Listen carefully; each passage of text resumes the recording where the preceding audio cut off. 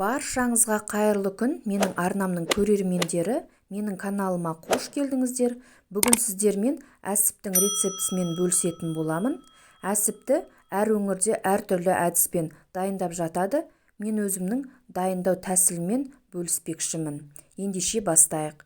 Бізге ең алдымен пияз, чеснок, сәбіз және де картоп, 2 дана жұмыртқа, қойдың іш майы, қойдың бауыры, сонымен қатар қойдың шегі қажет болады. Ең алдымен осылай жуып, тазартып алған бауырымызды пышағымыздың көмегімен бірнеше бөліктерге бөліп аламыз. Және де алдын ала дайындап алған көкөністерімізді де осылай пышағымыздың көмегімен оны да бірнеше бөліктерге бөліп дайындап аламыз. Әсіпті сонымен қатар жылқының немесе сиырдың да бауырынан дайындап жасаса болады. Мендегі қойдың бауырынан осылай әсіпті дайындадым. Құрметті көрермен, егер каналыма тіркелмеген жаңа көрермен болсаңыз, төменде көрсетілген подписаться батырмасын басу арқылы каналыма тіркеліп, қоңырауша белгісін басып қойыңыздар. Алдағы уақытта қазақ тілді керемет, оңай әрі жылдам дайын болатын рецепт түрлерімен бөлісіп отыратын боламын. Міне, осылай барлығын ұсақтап бөліктерге бөліп алғаннан кейін блендеріміздің немесе ет тартқыштың көмегімен осылай барлығын езіп дайындап алсаңыздар болады. Мен осылай бауырды блендердің көмегімен осылай начинкасын дайындап алдым. Келесі кезекте алдын ала турап алған көкөністерімізді де осылай блендеріміздің көмегімен оны да жақсылап езіп дайындап аламыз. Блендер болмаған жағдайда ет тартқышпен де өткізіп алсаңыздар болады. Міне, осылай бауырымыздың үстіне блендерлеп алған көкөністерімізді және де алдын ала ұсақтап турап алған қойдың іш майын, 2 дана жұмыртқамызды, дәміне қарай тұзымызды және де бұрышымызды дәл осының үстіне піспеген күрішімізді салып, осылай жақсылап араластырып аламыз. Егер бауырыңыз тұздалған болса, тұз салу барысында байқап салыңыздар, себебі біздің әсібіміз тұзды болып кетуі мүмкін.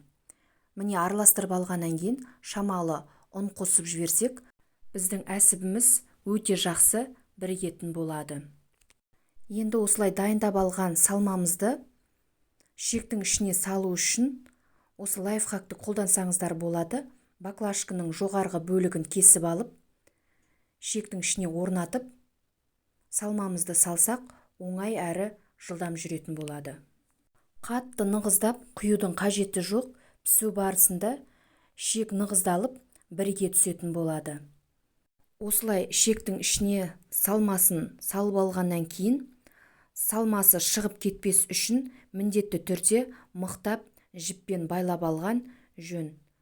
Сонымен қатар шектің ішінде қалып кеткен ауасын да шығарып алған дұрыс. Әсіптің жасалу жолы ұнап жатса, каналыма тіркеліп, лайк басып, өз пікіріңізді қалдыра кетуді ұмытпаңыз. Әрбір жазылған пікірді мен міндетті түрде оқып шығатын боламын. Келесі кезекте қазанымызға суымызды құйып, дайындап алған әсібімізді салып, үстіне шамалы тұз сеуіп жібереміз. Осылай көбігі шыққан уақытта міндетті түрде көбігінен тазартып алыңыздар.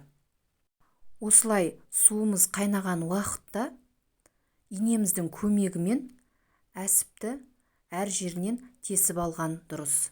Сонда ауасы шығып, біздің әсібіміз жарылмайтын болады.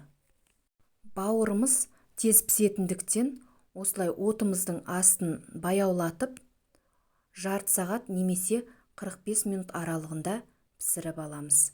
Міндетті түрде толықтай суытып алғаннан кейін кессеңіздер, ешқандай ажырамай, шашылмай, өте керемет болып кесілетін болады. Міне, біздің өте дәмді, пайдалы әрі тойымды әсіп тағамымыз дайын. Дәл осы рецепт түрімен сіздерге де жасап көруге кеңес беремін. Назарларыңызға көп рахмет, ал бізге ас болсын.